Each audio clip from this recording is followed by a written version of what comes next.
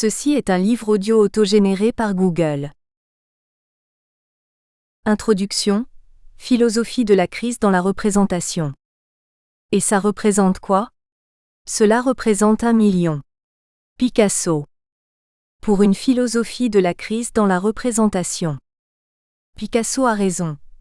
La représentation désigne le passage de la valeur d'usage à la valeur d'échange, de l'art à l'argent, de la contemplation au temple des marchands, de l'instant surinvesti intensément au temps condition d'un retour sur investissement, de la présence à la représentation elle-même. En effet, l'homme n'est pas simplement être de la présence, il est aussi être de la présentation. Et c'est pourquoi il y a problème. Comment être les deux? Problème issu de cette coexistence de la présence et de la représentation. Comment peuvent-elles cohabiter? Peut-on parler de la double nature de l'homme, comme l'on parle depuis 451 APR? JC et Calcédoine, de la double nature du Christ? Serait-ce la laïcisation d'un présupposé théologique? Ou bien renversons le problème de l'approche christologique? Pourrait-on dire que pour le Christ, il y a à la fois présence de l'homme et représentation de Dieu? Mais alors, le Christ ne serait que représentation de Dieu et non Dieu lui-même. Vrai problème christologique de la parenthèse, outre que la représentation de Dieu serait peut-être impossible.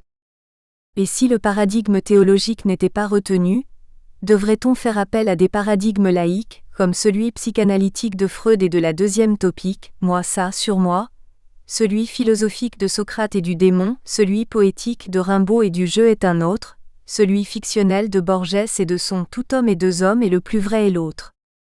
Or c'est justement la présence comme problème qui suscite et alimente le pari de la représentation, comme si, pour l'être humain, la présence ne pouvait se suffire à elle-même et devait s'accompagner de représentation et de langage.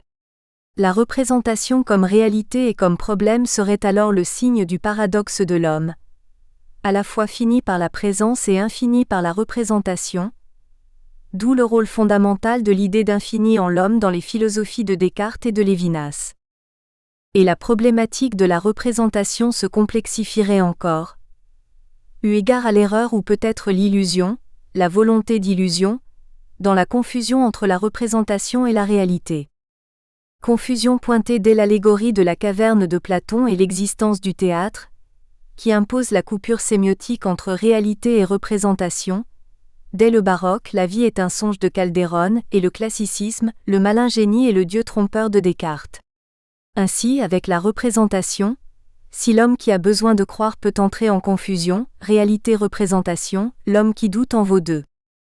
Et n'est-ce pas cette alternative croyance-doute qui gouverne les hommes face aux médias, presse, télévision, internet, etc. Ceux qui en ont besoin pour croire et ceux qui les utilisent pour douter et réfléchir, face à la photographie, ça a été de Barthes et ça a été joué, face au capitalisme. Il n'y a pas d'alternative de Thatcher à Merkel et un autre monde est possible, ou bien en d'autres termes, pseudo-réalisme et utopie face à l'économie, les naïfs qui croient que c'est une science et les atterrés qui interrogent, sans oublier les sophistes qui font croire que c'est une science, face à la politique.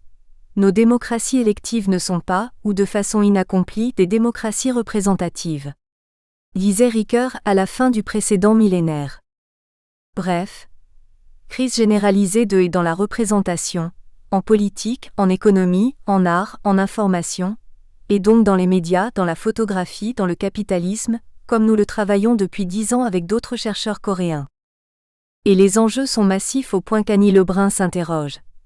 Devrons-nous donc apprendre à la dernière minute que, faute de pouvoir trouver leur propre représentation, les civilisations ne se contentent pas de mourir mais tuent? Car c'est de cela qu'il s'agit, de la civilisation et de la culture, sans oublier la triple question sociale, sociétale et anthropologique. Rien que cela. Et là encore, l'art peut nous aider, non pas en nous donnant des solutions ou des recettes pragmatiques, mais en nous permettant de travailler nos doutes et nos utopies. Et pas seulement le théâtre, mais tous les arts et par conséquence, la photographie qui articule, si vivement et si quotidiennement, l'art et le sans-art. En effet, l'art interroge fondamentalement la représentation, non seulement par l'introduction de deux nouvelles données, la beauté et le sublime. L'art, écrit Kant dans sa 3e critique, ne veut pas la représentation d'une chose belle mais la belle représentation d'une chose. mais surtout par la reconnaissance, l'expérience et le travail de sa visée à la fois nécessaire et impossible énoncée par Novalis. Réaliser la représentation de l'irreprésentable, voir l'invisible, toucher et percevoir l'impalpable. Il y a donc un problème philosophique quant au fondement. Ces manifestations actuelles ont des spécificités, mais elles ne prennent pas leur origine dans le contemporain, même si le développement généralisé, exponentiel et globalisé de la crise de la représentation peut générer un point d'inflexion, voire une rupture aux effets imprévisibles, incontrôlables, voire catastrophiques. N'oublions pas cette mise en garde de Fritz Bauer, procureur général du second procès d'Auschwitz à Francfort en 1963. Nous sommes restés proches du singe. La civilisation est une couverture très fine, qui peut rapidement se désagréger. Lucio, Entre 1977 et 1988, Lévi-Strauss séjourne 5 fois au Japon. Il remarque que la télévision, allumée dans les maisons traditionnelles, du lever du jour au coucher, même si personne ne regarde, est bien pour persuader que ces images du monde flottant, d'un nouveau style tiennent la place qui fut autrefois au Japon, celle de l'ukiyo-e. Car telle était la dénomination de ce mouvement artistique de l'époque Edo, 1603 à 1868. L'ukiyo-e qui, comme aujourd'hui la télévision, valorisait des sujets issus du quotidien et était publié en masse.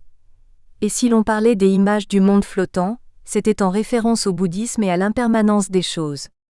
Dans sa préface au conte du monde flottant Ukiyo Monogatari, Asahi Ryōi écrivait en 1665 « Vivre uniquement le moment présent. Se livrer tout entier à la contemplation. De la lune, de la neige, de la fleur de cerisier. Et de la feuille d'érable, ne pas se laisser abattre. Par la pauvreté et ne pas la laisser transparaître. Sur son visage, mais dérivé comme une calebasse. Sur la rivière, c'est ce qui s'appelle ukiyo. La télévision et des médias seraient donc cette présence qui, même en mon absence, me dispense de représentation. Avec et par elle, je flotte avec ces images flottantes, vivant uniquement dans le moment présent, uniquement dans la pure présence, comme dans l'ivresse de la danse ou simplement dans l'ivresse. Le capitalisme induit un comportement comparable, eu égard non tant à l'ivresse de la consommation, qu'à la jouissance de l'argent fait par l'argent, représentation tellement pure qu'elle en devient représentation abstraite, coupée de toute réalité, pur signifiant d'un système de signifiants financiers. Et par sa géométrie, son formalisme et son matiérisme, la photographie peut se donner aussi comme pure présence sans rapport avec une représentation. C'est contre cela que le photographe David Goldblatt se pose, accompagnant toutes ces photos d'une légende. Car rien n'est plus agaçant et prétentieux que de penser que la photo s'auto-explique. Mes images ne flottent pas dans le vide, ce ne sont pas des œuvres artistiques. Il est important pour moi qu'elles soient replacées dans un contexte. Les mots ne tuent pas la photo. Pour Goldblatt, la présence de la photo ne tue pas sa représentation et sa représentation ne tue pas sa présence. Est-ce si aisé ? Et quelle aisance permet le capitalisme ? Ne pas se laisser abattre par la pauvreté et ne pas la laisser transparaître sur son visage, écrivait Asahi Ryōi pour caractériser l'ukiyo-e. L'homme est peut-être non seulement dans le flot, mais aussi dans le flou. À moins qu'il ne soit comme le psychanalyste avec l'attention flottante. Le médecin analysant s'abandonne, dans un état d'attention uniformément flottante, à sa propre activité mentale inconsciente, évite le plus possible de réfléchir et d'élaborer des attentes conscientes, ne veut de ce qu'il a entendu, rien fixé en particulier dans sa mémoire et capte de la sorte l'inconscient du patient avec son propre inconscient, écrit Freud en 1923. Quel est donc le rôle de l'inconscient dans toute représentation ? Ce livre. C'est pourquoi ce livre aborde ce redoutable problème de la crise de la représentation en conjuguant 3 approches. D'abord dans et du capitalisme, puis dans et de la photographie, enfin des et dans les médias. Et ce, avec à la fois des créations d'artistes, le photographe français Bernard Cust et la photographe chilienne Maria Paz Moreira, et des analyses de théoriciens, Pierre Abramovici, journaliste français, documentariste de télévision, grand reporter, Cécile Girousse, agrégé de lettres classiques, Paris, Ju Young-il, professeur à Yugman University, Séoul, Lee Young-jun, professeur à Kewon School of Art and Design, Séoul, Park Sang-woo, professeur du département de photographie à l'Université nationale de Séoul, François Soulage, professeur des universités, Université Paris 8 et INHA et président fondateur de RETIINA International, Julien Verhaeghe, docteur en esthétique, critique d'art et commissaire d'exposition, Paris, et Rodrigo Zúñiga C., professeur des universités, Université du Chili, Santiago, Chili. Ce livre a été rendu possible grâce à RETIINA International, recherches esthétiques et théorétiques sur les images et imaginaires nouveaux et anciens, et au Labo AIAC, Art des images et art contemporain, en particulier au groupe de recherche EPHA, de l'Université Paris 8.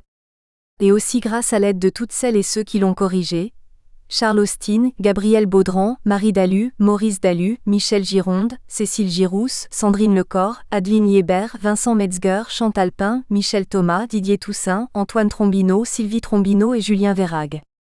Sans leur aide, rien ne serait, grand merci. Corée, France. Ce livre est le dernier tome d'une série sur la problématique photographie, médias et capitalisme inaugurée, il y a 10 ans, avec les 2 colloques à Paris et à Séoul et les 2 livres que j'ai dirigés avec Julien Verhaeghe. Ils eurent pour origine notre collaboration avec des chercheurs coréens, et ce, à l'initiative heureuse de Julien Verhaeghe. Depuis 10 ans déjà, ce travail théorique et artistique croisé se déploie. Rencontres, colloques, livres et expositions avec les chercheurs théoriques et artistiques de Corée et de France. Ce livre n'est qu'une étape dans un long chemin, créateur de points de vue et de doutes, de fulgurances et d'interrogations, d'objets et de problèmes, bref d'un espace de recherche et de liberté à partir des mémoires et des avenirs coréens et français, donc des présents à la fois comme moment du temps et comme don. Don de la réflexion vivante et plurielle entre ces 2 mondes que sont la Corée et la France, occasion de l'interhumanité. François Soulage. Premier moment, la crise de la représentation de et dans le capitalisme. Chapitre 1, les rapports entre des rapports photographiques, médiatiques et capitalistiques. La photographie parle à la fois du photographié et du comment c'est photographié. Ce qui m'intéresse, c'est lorsque la forme et le contenu sont en équilibre. Gary Winogrand. Le message, c'est le médium. Herbert Marshall McLuhan. Au lieu d'être une chose, le capital est un rapport social entre personnes, lequel rapport s'établit par l'intermédiaire des choses. Karl Marx 12. La photographie est toujours photographie de quelque chose. Certains ont privilégié le quelque chose et sont tombés dans le réalisme à tort, d'autres la photographie et sont tombés dans le formalisme ou le matiérisme, à tort. Il faut tenir les 2 à la fois et privilégier le 2. La relation problématique, donc passionnante entre la photographie et le quelque chose. Le rapport de rapport, la relation entre le photographié et le comment c'est photographié, comme dirait Winogrand. Et c'est alors que la photographie n'est pas sans rapport avec les médias, pour lesquels on distingue le message et le médium et pour lesquels McLuhan a émis la thèse il y a plus d'un demi-siècle, que pour les comprendre, leurs causes et leurs effets, il est nécessaire de privilégier le médium sur le message et donc pour la photographie, le comment sur le quoi, bref la relation entre photographie et photographié, en d'autres termes le rapport de rapport. Or Marx a montré que le capital est d'abord un rapport social entre des personnes, travailleurs et capitalistes, exploités et exploiteurs, acheteurs et vendeurs, etc., au sein d'une société donnée, rapport qui se donne par la médiation des choses. Mais aussi par les médias, par la médiation particulière des images photographiques par rapport à des réalités réelles ou fictives? Pourquoi pas? Nous allons donc étudier les rapports entre ces rapports que sont la photographie, les médias et le capitalisme et voir quels en sont les enjeux. Nous nous interrogerons donc sur les contextes de l'image, les médias, le capitalisme et les arts. La coupure. C'est un hold-up? Tel est le titre de l'œuvre faite par Bernard Cust pour nourrir ce livre. Cet artiste travaille sur les petites coupures, sur l'argent, sur le capital, sur les gens, sur l'art, sur les représentations, sur le dessin, sur la photographie, sur le visible, sur les contextes invisibles du visible. Regardons, réfléchissons. Comprenons d'abord les rapports entre l'image et l'art d'un côté, et de l'autre entre l'argent et le capital. Nous comprendrons mieux alors pourquoi la coupure n'est pas la division. L'argent. Jacques Lacan aimait à dire que pour qu'il y ait de l'art, il fallait qu'il y ait des gens, il y a alors de l'argent. Tout jeu de mots aide à penser, surtout ceux de Lacan. Et c'est vrai que l'art est une aventure autant sociale qu'individuelle, étant donné la structure psychique des hommes. C'est pourquoi souvent des créateurs, petits et grands, ne se contentent pas de créer. Ils exposent, vendent leurs œuvres aux gens et entrent ainsi dans le social. Est-ce une nécessité pour une œuvre? Non, bien sûr. Est-ce une nécessité pour l'artiste? Oui, souvent, même si cette nécessité est psychosociale et non inscrite au cœur de la constitution de l'œuvre. L'artiste est un être social comme les autres, il a besoin de reconnaissance. L'argent est un outil social ordinaire qui génère cette reconnaissance, et tout travail mérite salaire, et toute chose vaut quelque chose. Il est donc normal que le collectionneur paie, car il en coûte à l'artiste de faire et parfois d'être. Ce trio art, Jean Argent permet de recevoir autrement argent, poussière de couleur, 2003 de Bernadette Delrieux. L'artiste a fait œuvre à partir d'anciens billets de banque. En effet, pour la naissance de l'euro afin que l'Europe soit plus capitaliste, la Banque de France a récupéré tous les billets émis en francs pour les éliminer. Il faut éliminer. Quoi? Elle les a découpés en menus morceaux d'1 ou 2 mm de large et de quelques millimètres de long. Avec ces morceaux, Delrieux a fait œuvre. Mais pourquoi la Banque de France n'a-t-elle pas brûlé ces millions de menus morceaux? Pourquoi les a-t-elle donnés à qui en faisait la demande? L'histoire ne le dit pas. Mais l'histoire est belle. Par cette coupure, cette coupe, ce découpage, ce qui valait des milliards ne vaut plus rien. Le signe ne fonctionne plus. La langue non plus. La valeur d'échange s'évanouit. La mémoire d'une monnaie et d'un pays s'achemine vers la disparition, son autonomie financière et économique aussi, au nom d'un réalisme héros souvent médiatique du futur néolibéral et capitaliste. Les idéologies économiques, déguisées en idéologies politiques, vont bon train. Les civilisations sont mortelles, les symboles aussi. Le capitalisme a gagné de nouvelles parts de marché dans la tête des citoyens, grâce aux médias. Grâce à la photographie? À l'art? Pas si simple. En travaillant avec ces matériaux, Delrieux nous confronte d'abord à ces problèmes et nous oblige à affronter nos croyances, nos illusions, non comme des souvenirs, mais comme des positions à interroger. Que faisons-nous de ce passé? Que faisons-nous de nos coupures? Que faisons-nous de notre argent? Mieux, qu'est-ce que l'argent? Qu'est-ce que le capitalisme? Question que chacun doit prendre radicalement en compte, pour construire en raison ses réponses. La valeur. Les éléments de base du travail de Delrieux sont d'abord des coupures. Coupures au sens de billets de banque, des petites coupures, des grosses coupures? Maintenant, peu importe. En effet, ces coupures sont elles-mêmes découpées en morceaux. Peu importe que ce soit à l'origine un billet de 500 francs ou un billet de 50 francs. Ces coupures ne valent plus rien, non pas parce qu'elles furent découpées, mais parce que cela fut décrété performativement par le pouvoir politique français, fidèle valet du capitalisme international, pour que le capitalisme s'épanouisse mieux. Et ces coupures furent coupées en lanières de billets, afin qu'elles ne puissent plus être reconstituées. Alors Delrieux intervint. Heureusement. Magiquement. Merveilleusement. Elle s'empara de ces coupures pour travailler la coupure et faire œuvre. Elle questionnait ainsi la valeur même. Qu'est-ce qui fait la valeur d'une coupure?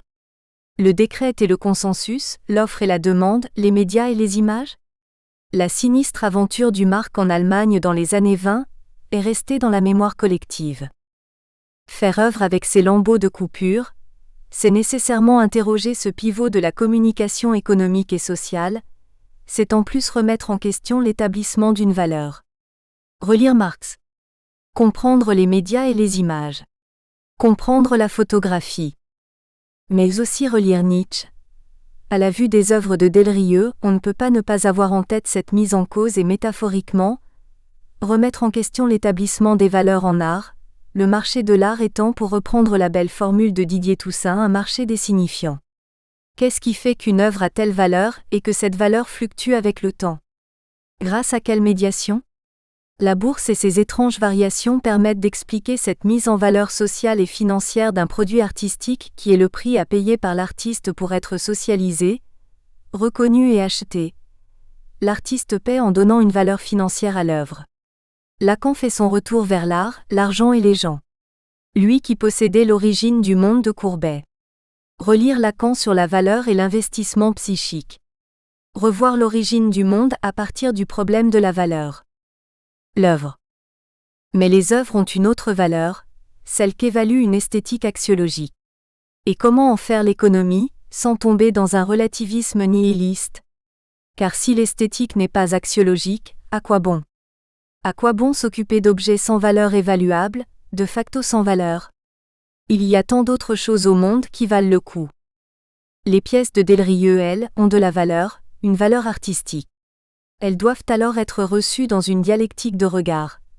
Elles doivent expérimenter la tension existant entre, d'une part, le regard focalisé par les coupures considérées comme coupures, donc par la problématique de la monnaie et de la valeur, et d'autre part, le jeu des formes et des couleurs.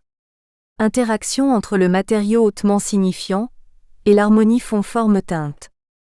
Il y a de la délicatesse et de l'élégance dans ces pièces qui esquissent un mouvement, qui suggèrent une structure, qui propose un jeu entre les éléments et le tout. C'est en effet cette seconde tension entre la légèreté des coupures et l'assurante structuration de l'ensemble qui frappe la sensibilité et ouvre au chant plus qu'à la parole face à ses œuvres. Les notes solitaires et solidaires résonnent dans leur solitude plurielle et vibrent dans leurs interactions, pour former une symphonie visuelle lors de laquelle le sujet peut s'enchanter, rêver et s'envoler. Car ces éléments flottent dans l'air léger du papier ou de la toile, telles des gouttelettes de pluie qui sont en apesanteur dans les nuages. Chaque coupure est elle-même composée de couleurs séparées et coupées les unes des autres. Chose rare. L'artiste est parti de ce donné-là, et a fait avec. En effet, le travail de Delrieux est habité par ce double régime du faire avec et du composer. Tels des ready-made, les billets étaient déjà là et le geste de l'artiste a été de leur offrir un destin artistique, d'en faire de la valeur artistique et non de la plus-value. Et la composition est venue avec méticulosité et gravité, rappelant les autres travaux de Delrieux, principalement deux.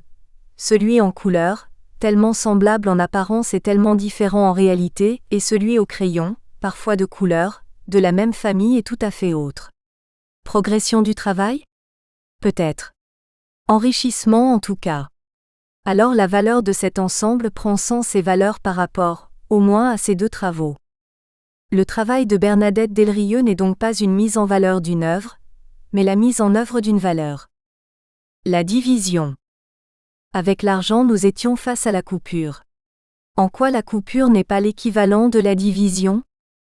La photographie est divisée. Production du négatif ou de la matrice numérique et exploitation de ce négatif ou de cette matrice, c'est le propre de la photographicité. Les médias engendrent la division.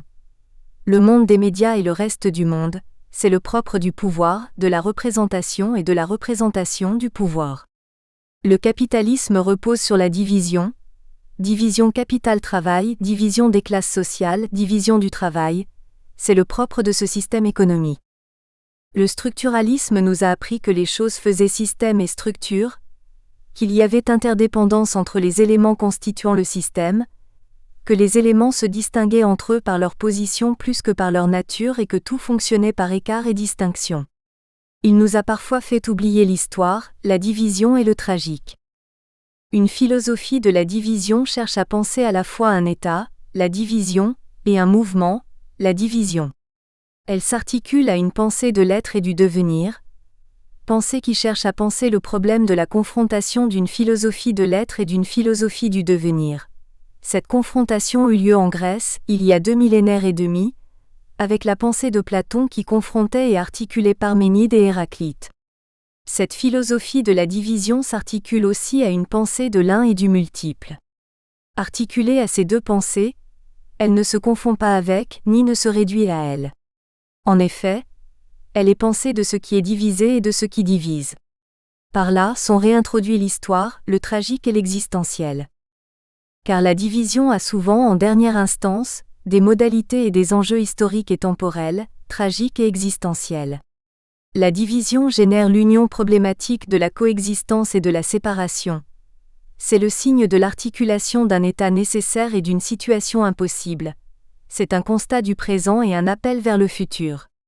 La division se pose pour toute coexistence, tout contemporain, toute coprésence, tout coprésent, tout cofutur, tout copassé, toute conspatialité.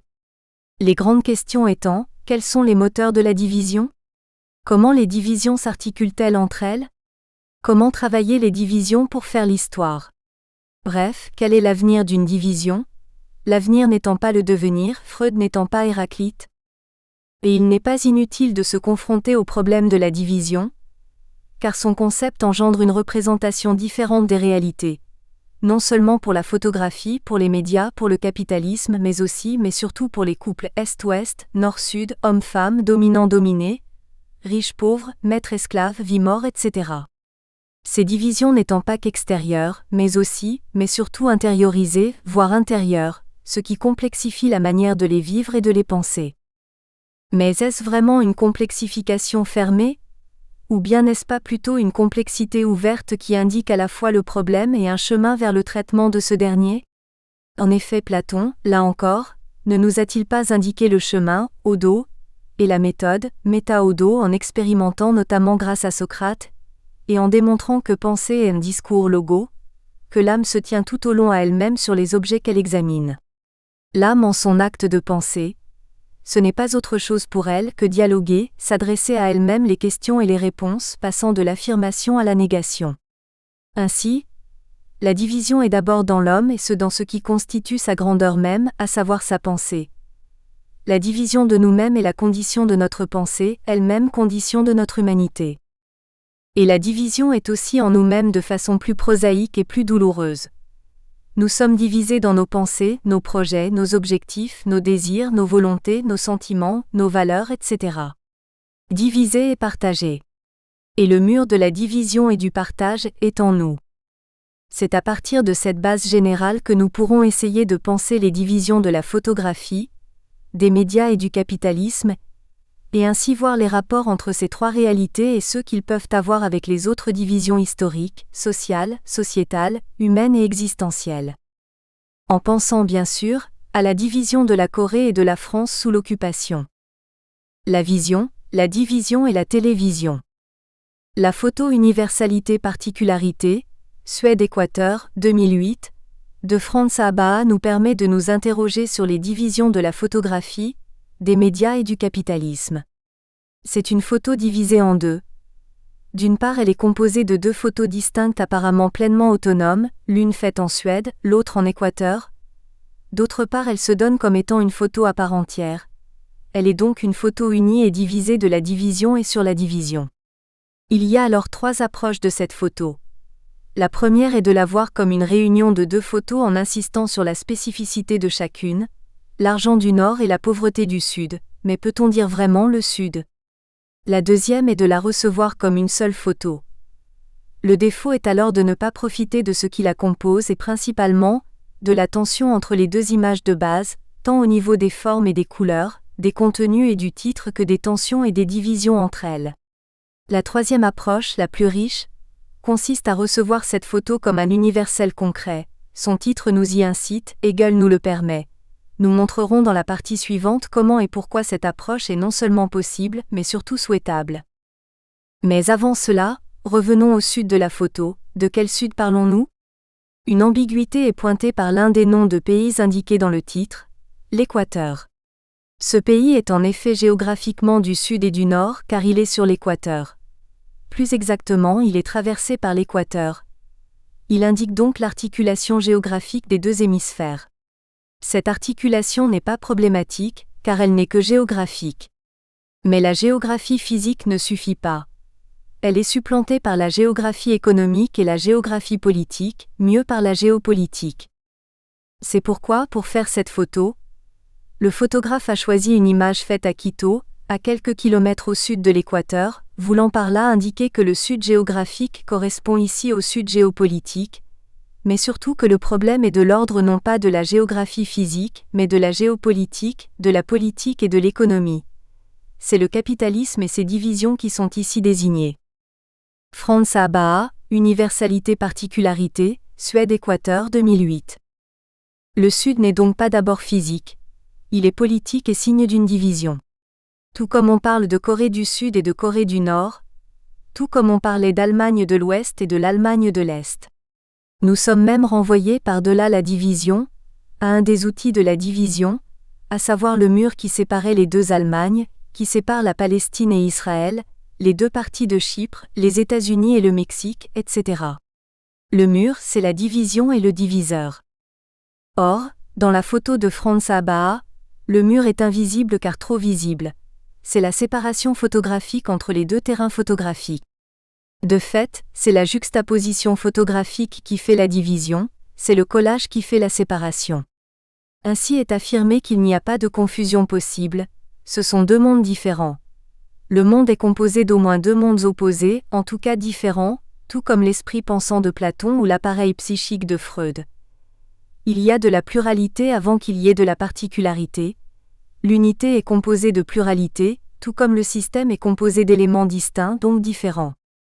Et la photographie l'expérimente par la photographicité même, articulation étonnante de la division entre la production irréversible du négatif ou de la matrice numérique et son exploitation inachevable, entre la perte et le reste.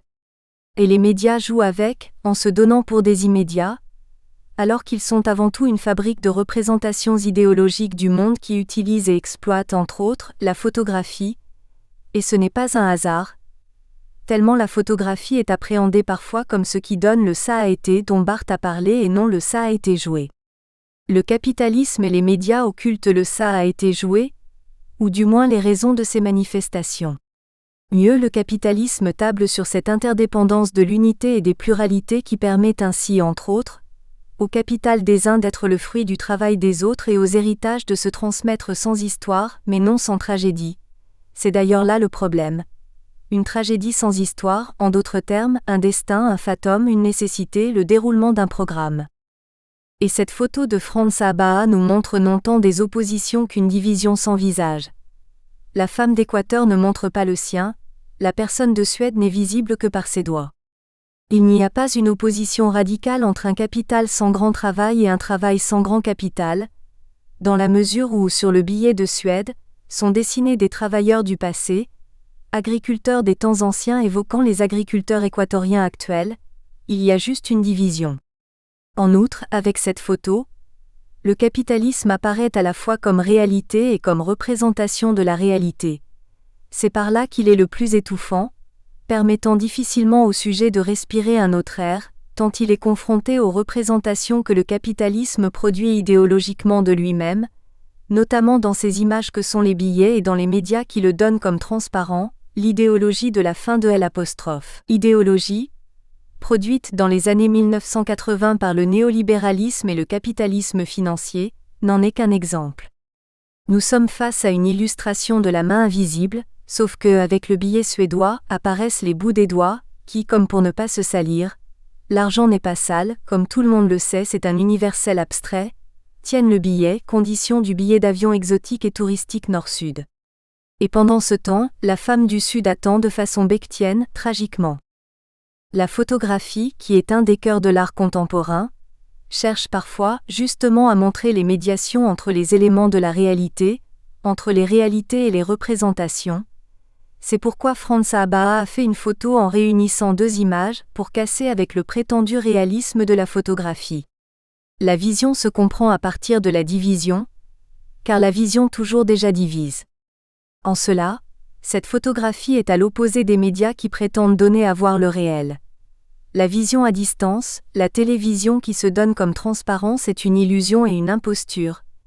Les médias et le capitalisme font croire à la transparence, la photographie de l'art contemporain indique les obstacles et les divisions.